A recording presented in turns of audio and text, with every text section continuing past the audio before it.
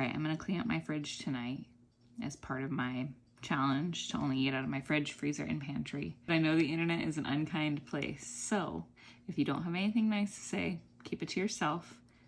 This is meant to be encouraging for those who also have the same impulse that I have to overbuy food. And if you're mean, I will block you. Okay?